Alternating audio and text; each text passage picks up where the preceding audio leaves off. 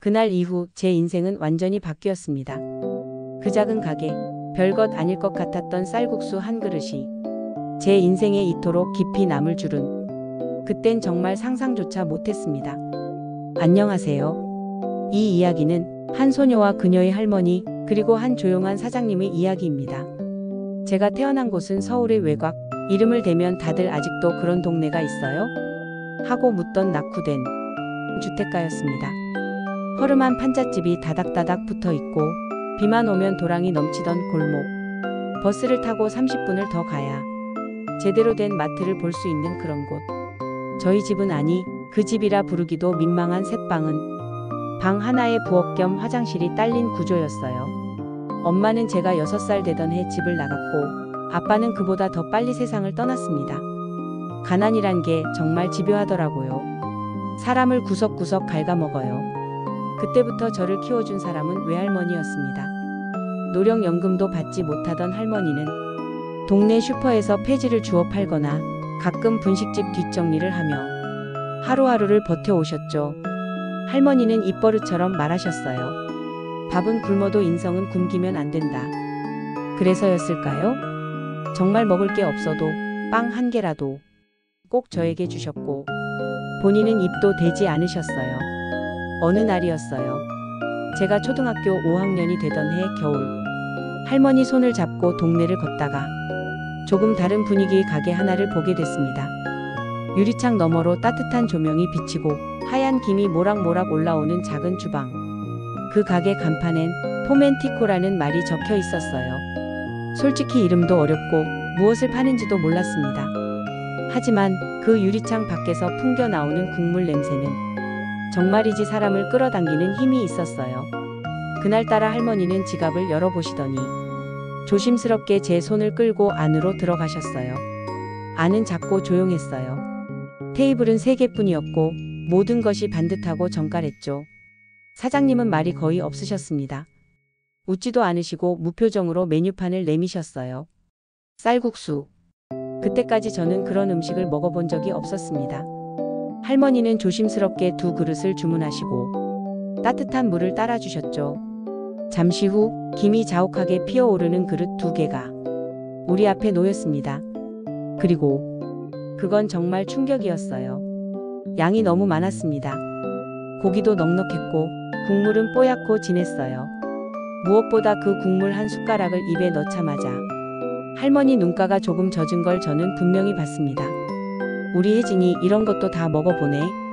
할머니는 그렇게 웃으며 말씀하셨지만 저는 그날 처음으로 사치라는 것을 느껴봤습니다. 쌀국수 한 그릇. 누군가에겐 평범한 한 끼지만 그때 저희에겐 정말 너무 따뜻하고 벅찬 한 끼였거든요. 그날 이후 우리는 한 달에 한 번, 아니 할머니가 조금 여유가 생길 때마다 그 가게를 찾았습니다. 사장님은 늘 묵묵히 쌀국수를 내어주셨고 어느 날부턴가는 곁들인 만두나 고수는 그냥 덤으로 주셨죠. 할머니는 말은 안 하셨지만 늘 그곳에서 편안해 하셨어요. 눈치 보지 않고 앉아서 따뜻한 국물 한 숟가락 떠먹는 그 시간. 그게 저희에겐 쉼이었습니다. 이야기를 나누진 않았지만 사장님은 분명 우리 형편을 짐작하고 계셨던 것 같아요. 한 번은 돈이 모자라 할머니가 허둥지둥 거릴 때도 사장님은 조용히 말씀하셨어요. 다음에 주세요. 괜찮아요. 그 한마디, 그 침묵 속의 온기. 그날 저는 이 세상에 이런 따뜻한 사람이 존재한다는 걸 처음으로 알게 되었습니다. 그러던 어느 날 동네가 재개발된다는 소식이 들려왔습니다. 저희가 살던 집도 철거 대상이었고 저희는 서둘러 짐을 싸야 했습니다. 그날 마지막으로 쌀국수집에 가자고 조르던 제가 할머니 손에 이끌려 가게 앞에 섰을 때 저는 인사조차 제대로 하지 못하고 그냥 그렇게 국물만 마시고 나왔습니다. 그땐 몰랐어요. 그게 마지막일 줄. 그 뒤로 도시를 떠나고 할머니가 점점 병약해지고 입맛을 잃으시고 결국 병원에 입원하시고 병상에서도 할머니는 말했어요. 그 집 쌀국수 한 번만 더 먹고 싶다. 하지만 결국 우리는 다시 그곳으로 가지 못했습니다. 시간이 흘렀습니다. 할머니는 하늘나라로 가셨고 저는 혼자가 되었습니다. 그때 그 따뜻함이 그리워 밤마다 그 쌀국수를 떠올리곤 했습니다. 그리고 어느 날 남자친구와 고향 근처로 여행을 갔다가 스레드를 보다가 정말 우연히, 정말 아주 우연히 그 간판을 다시 보게 되었습니다. 포멘티코. 그 이름, 그 모양, 그 창 너머의 따뜻한 조명까지 심장이 멎을 듯 뛰었습니다. 전율이 몸을 감쌌습니다. 그 가게는 아직도 그 자리에 있었던 겁니다. 그날 밤 저는 잠을 잘 수가 없었습니다. 세상에, 그 가게가 아직 그 자리에 있었다는 사실만으로 숨이 막히듯 울컥해졌습니다. 남자친구에게 말했어요. 내일 꼭 그 가게 가보고 싶어. 말하지 않아도 그는 제 눈빛을 보고 다 알겠다는 듯 고개를 끄덕였습니다. 다음 날, 저는 떨리는 손으로 그 익숙한 골목을 다시 걸었습니다. 10년 전 할머니 손을 꼭 잡고 그 좁은 길을 지나 들어가던 그 쌀국수집. 간판은 여전히 포멘티코였고 유리창 너머로 보이는 조명도 시간이 멈춘 듯 똑같았습니다. 그 순간 저는 마치 시간을 거슬러 어린 시절로 돌아간 듯한 착각에 빠졌습니다. 가게 문을 조심스레 밀었습니다. 익숙한 종소리, 낯선 듯 낯익은 공기, 그리고 그 안에는 그때와 꼭 닮은 모습의 사장님이 여전히 조용한 표정으로 주방에 서 계셨습니다. 안녕하세요. 제 입에서 나온 목소리는 내가 낸 것 같지 않았습니다. 사장님은 고개를 들고 잠깐 저를 바라보셨습니다. 어색한 침묵이 흘렀습니다. 저는 테이블 하나에 앉으며 말했습니다. 여기 어릴 적 할머니랑 자주 왔던 집이에요. 사장님은 살짝 고개를 끄덕이셨습니다. 여전히 무뚝뚝한 얼굴이었지만 그 안에는 분명 어딘가 미세한 떨림이 느껴졌습니다. 혹시 기억하실지 모르겠어요. 작은 여자아이랑 할머니랑 둘이 자주 왔던 그 순간 사장님의 눈이 잠시 흔들리는 듯 보였습니다. 하지만 아무 말 없이 주방으로 돌아가시더니 잠시 후 김이 모락모락 나는 쌀국수 한 그릇을 가져다 주셨습니다. 저는 그릇을 바라보며 입을 떼지 못했습니다. 그것은 기억 속에 있던 바로 그 모습이었습니다. 가득한 고기, 진한 국물, 푸짐한 면발, 그리고 그날의 온기까지 그대로 담긴 듯한 그릇. 저는 조용히 수저를 들었습니다. 국물 한 숟가락을 입에 넣자마자 눈물이 왈칵 쏟아졌습니다. 할머니와 마지막으로 왔던 그날이 떠올랐습니다. 그날은 유독 눈이 내리던 날이었습니다. 할머니는 손이 꽁꽁 얼었는데도 저를 위해 손수 쌈지를 열어 마지막 동전을 꺼내셨습니다. 오늘은 혜진이 좋아하는 데 가자. 그 말이 그렇게 아프게 다가올 줄 몰랐습니다. 쌀국수 그릇을 붙들고 눈물을 참지 못하고 울었습니다. 조용히 흐느끼는 소리에 주변 손님들이 쳐다봤지만 신경 쓰지 않았습니다. 그 순간 사장님이 조용히 제 앞에 작은 종이컵에 따뜻한 물을 내려주시며 말씀하셨습니다. 기억나요? 할머니가 국물 좋아하셨죠? 저는 숨이 멎는 줄 알았습니다. 기억하세요? 응. 많이 오셨잖아요. 항상 나눠 드시던 두 분. 그 짧은 말 속에 수많은 시간이 담겨 있었습니다. 그 무뚝뚝한 사장님이 그 긴 세월을 기억하고 계셨다는 사실에 저는 다시 한번 무너졌습니다.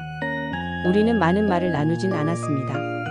하지만 그 짧은 시간 안에 그 무엇보다 따뜻한 위로가 있었습니다. 사장님은 조용히 말하셨어요. 그땐 내가 할 수 있는 게 그거밖에 없었어요. 무심하게 보였을지 몰라도 솔직히 자주 기다렸어요.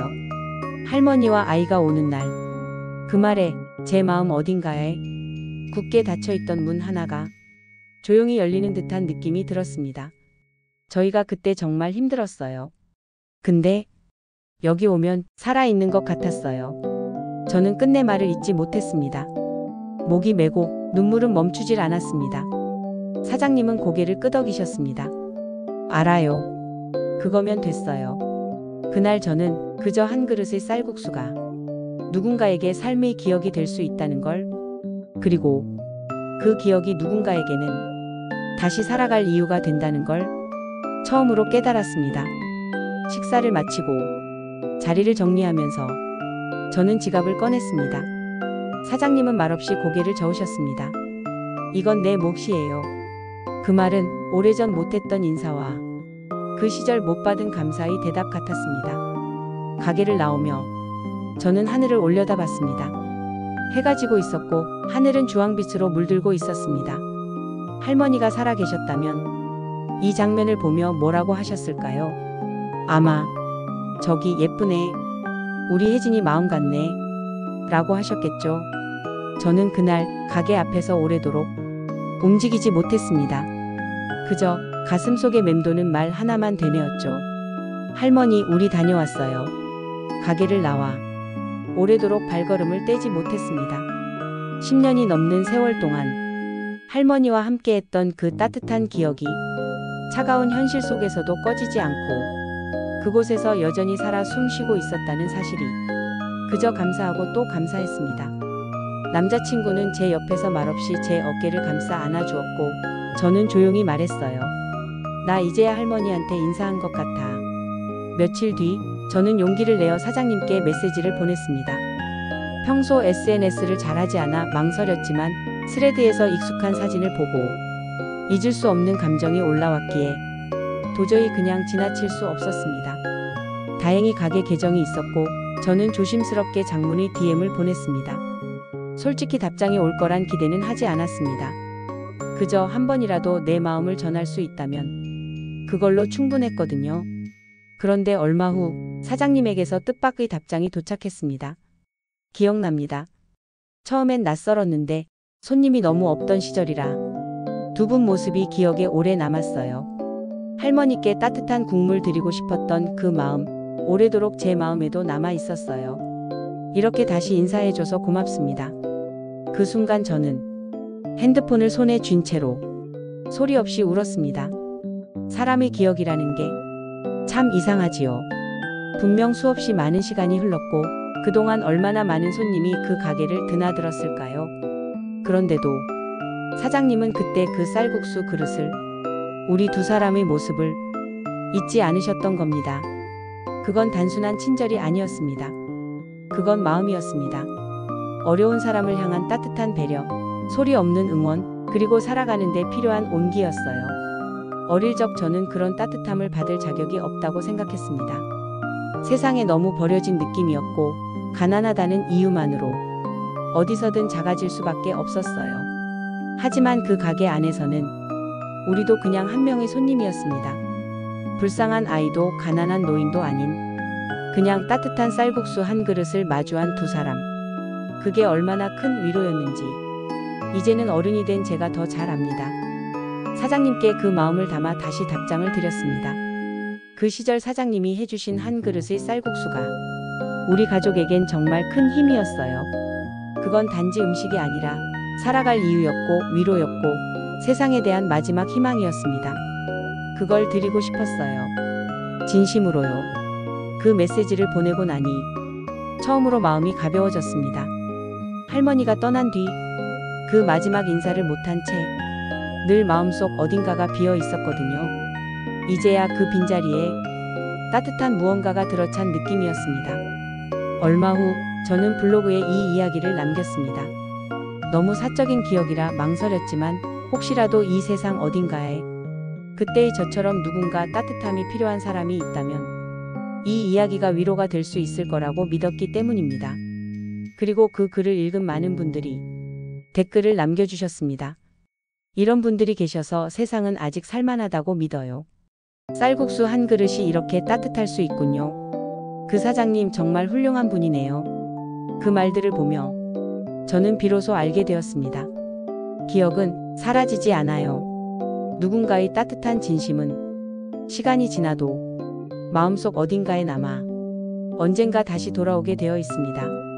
이제 저는 가끔 그 쌀국수집을 찾습니다. 사장님은 여전히 조용하시지만 가끔 제가 들어가면 살짝 웃음을 보이십니다.